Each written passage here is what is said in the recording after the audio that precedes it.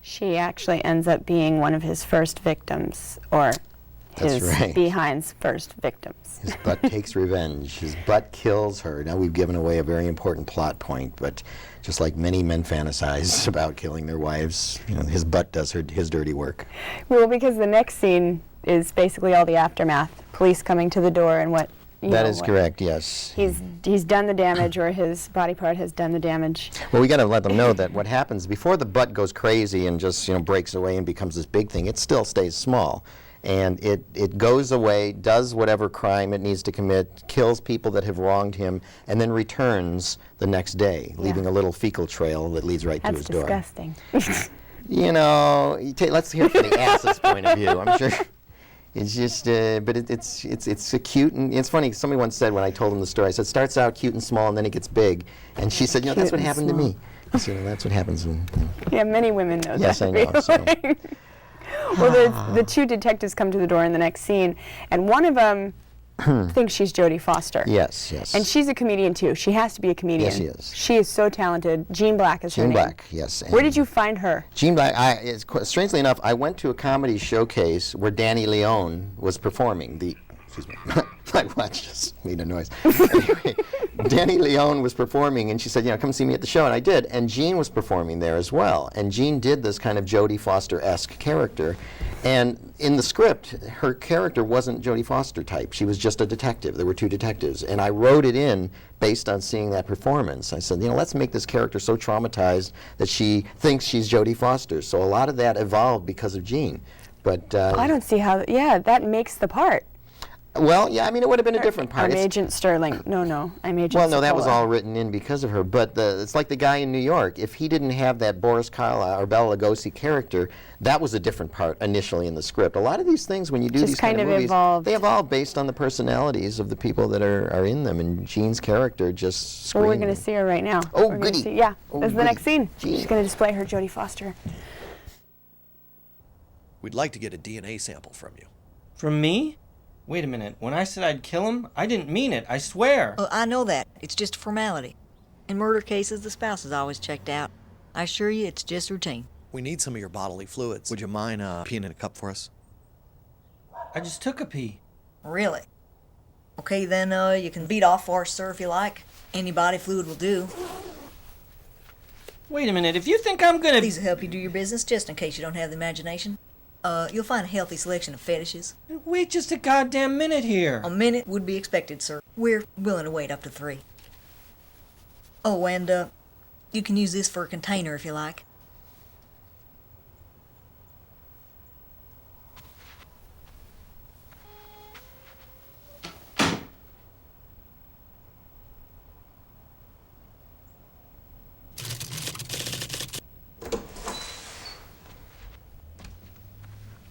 You did the right thing, sir. You can keep those. We get them in bulk. Thank you for your cooperation. And, sorry about your wife. But statistically, most marriages do end in divorce, so you spared yourself that heartache. And, if you look on the bright side, no alimony. Let's go, detective. Feel free to go about your day.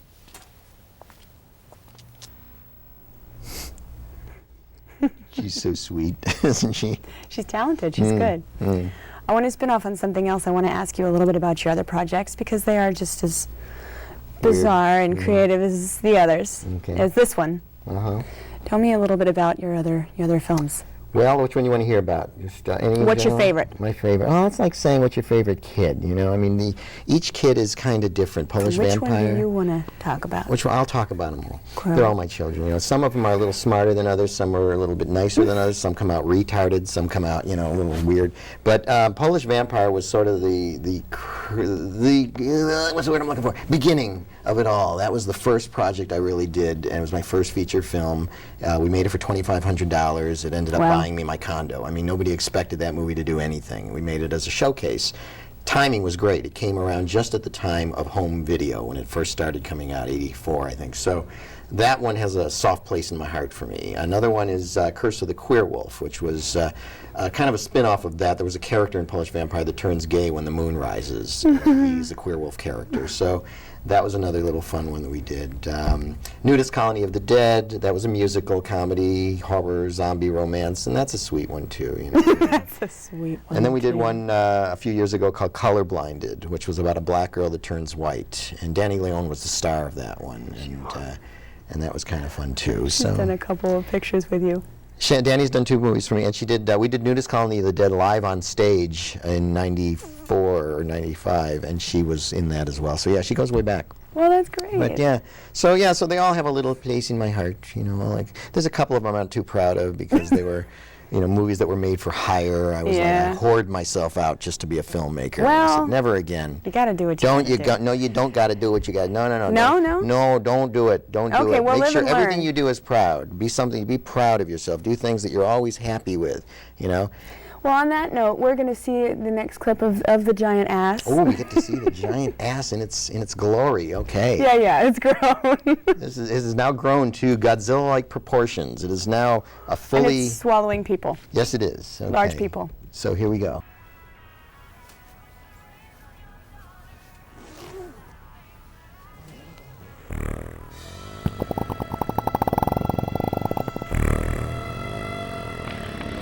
That's the biggest damn ass I've ever seen.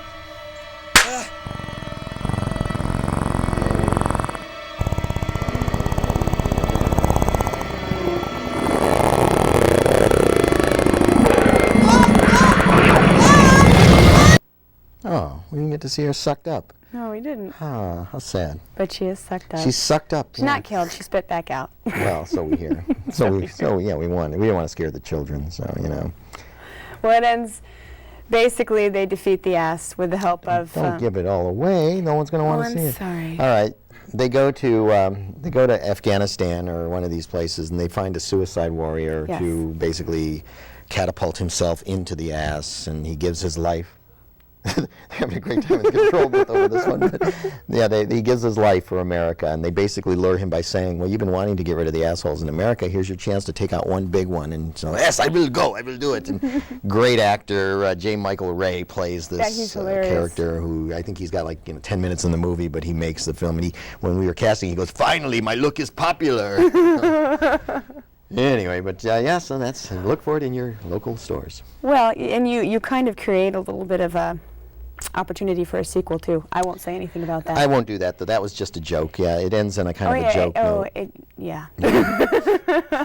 Rectuma Unleashed. No, I think that, everybody makes sequels to movies, right? And I've never been a fan of sequels. I think that, they're just a way to make an additional bit of money. So we have a joke at the end of Rectuma where we basically sing about there might be a sequel, but no, don't count on it. No. I'll give you a clue. Scroton. Scrotum. It won't happen, though. Clever. So, it won't happen. Where can people see this movie? It depends on what country you're. I'm sorry, my watch. It's got a little recording device on.